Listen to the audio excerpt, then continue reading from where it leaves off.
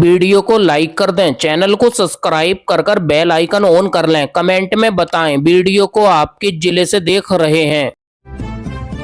आज की पहली बड़ी खबर, बंगाली ही बंगाल चलाएंगे, दिल्ली के लोग नहीं, ममता बनर्जी ने केंद्र सरकार पर साधा निशाना। पश्चिम बंगाल की मुख्यमंत्री ममता बनर्जी ने दूसरे राज्यों में बंगालियों के कथित उत्पीड़न का मुद्दा उठाया है। उन्होंने आरोप लगाया कि बंगाली भाषा बोलने के कारण प्रवासी मजदूरों को परेशान किया जा रहा है। चुनाव से पहले उन्होंने बीजेपी को कड़ी चुनौती देते हुए कहा कि बंगाल का नेतृत्व बंगाली ही करेंगे। सीएम ममता बनर्जी ने कहा, जो श्रमिक बाहर जाते हैं उन्हें सिर्फ इसलिए उत्पीड़न का सामना करना पड़ता है क्योंकि वे बंगाली में बोलते हैं। मैं कहती हूँ बंगाली में अधिक बोलें और देखते हैं कि किसमें हिम्मत है और वे कितना उत्पीड़न कर सकते हैं।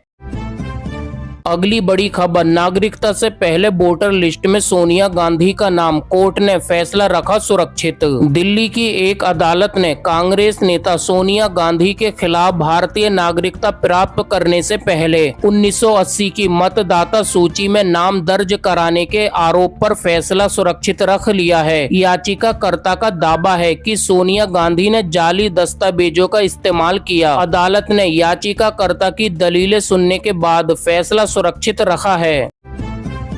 अगली बड़ी खबर, ब्रह्मोस एनजी की भारत की नई पीढ़ी की मिसाइल टेस्टिंग के करीब, रूस की सेना में शामिल हो सकती है। दुनिया में बड़ी डिमांड। भारत की सबसे ताकतवर सुपरसोनिक क्रूज मिसाइल ब्रह्मोस अब और आधुनिक रूप लेने जा रही है। ब्रह्मोस एरोस्पेस ने उत्पादन क्षमता बढ़ाने और निर्यात को तेज करने की बड़ी तैयारी शुरू कर दी है। सूत्रों के मुताबिक नई ब्रह्मोस एनजी मिसाइल 2026 तक टेस्टिंग चरण में पहुंच सकती है। खास बात यह है कि रूस ने भी इसे अपनी सेना में शामिल करने की इच्छा जताई है।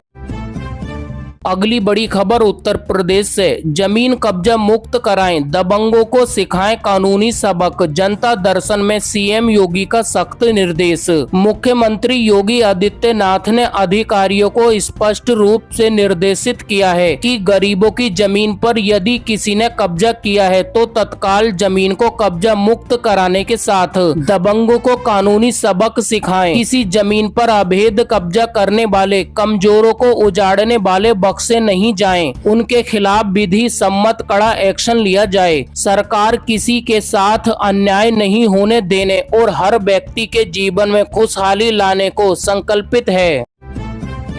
पंजाब के किसान बेसहारा नहीं, सीएम भगवंत मान ने देश में सबसे अधिक मुआवजा देने का किया ऐलान। पंजाब में बाढ़ ने किसानों की मेहनत और ख्वाबों को डुबो दिया, लेकिन आम आदमी पार्टी की सरकार ने किसानों को अकेला नहीं छोड़ा। मुख्यमंत्री भगवंत मान ने तुरंत बड़ा फैसला लेते हुए घोषणा की कि हर प्रभावित किसान को 20,000 रुपए प्रति एकड़ मुआवजा दिया जाएगा। ये सिर्फ पंजाब ही नहीं बल्कि पूरे देश में अब तक का सबसे बड़ा मुआवजा है।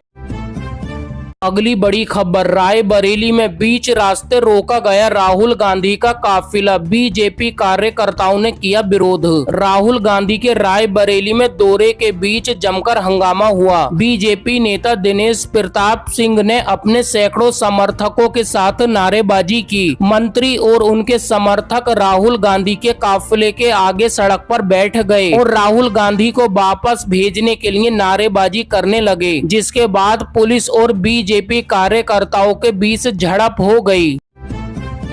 अगली बड़ी खबर, नेपाल हिंसा, कर्फ्यू के कारण भारत नेपाल मैत्री बस सेवा अस्थायी रूप से बंद, टिकट बुकिंग भी क्लोज। नेपाल में सोशल मीडिया को बैन करने के आदेश के खिलाफ हो रहे हिंसक प्रदर्शन और आगजनी देखते हुए कर्फ्यू लगा दिया गया है। अब इसका असर भारत और नेपाल के बीच चलने वाली मैत्री बस सेवा पर भी दिखने लगा है। बुधवार से भारत नेपाल मैत्री बस सेवा को अस्थायी रूप से रद्द कर दिया गया है। साथ ही टिकट की बुकिंग भी बंद कर दी गई है। नेपाल में हालात सामान्य होने के बाद दोबारा बस सर्विस शुरू होगी। अगली बड़ी खबर, पहचान पत्र के रूप में आधार कार्ड को स्वीकार किया जाए, ईसी का बिहार के सीईओ को निर्देश। भारत निर्वाचन आयोग ने निर्णय लिया है कि बिहार में मतदाता सूची के विशेष एसआईआर में 11 दस्तावेजों के अलावा आधार कार्ड को 12वें दस्तावेज के रूप में माना जाएगा। ये कदम सुप्रीम कोर्ट के आदेश के मद्देनजर उठाया गया है, जिसमें चुनाव आयोग को बिहार में चल रहे एसआईआर में पहचान के प्रमाण के रूप में आधार को स्वीकार करने का निर्देश दिया गया था। अगली बड़ी खबर, यूपीआई पेमेंट करने वालों को नई सुविधा, एनपीसीआई ने बढ़ाई डेली पेमेंट की लिमिट, इतना कर सकेंगे ट्रांजैक्शन। यूपीआई के जरिए पेमेंट करने वाले यूजर्स को अब अधिक धनराशि भेज सकेंगे। दरअसल 15 सितंबर से यूपीआई के जरिए डेली लेन देन की सीमा बढ़ जाएगी। इसके साथ ही यूजर्स भुगतान के प्रकार के आधार पर बड़ी राशि का लेन देन कर सकेंगे।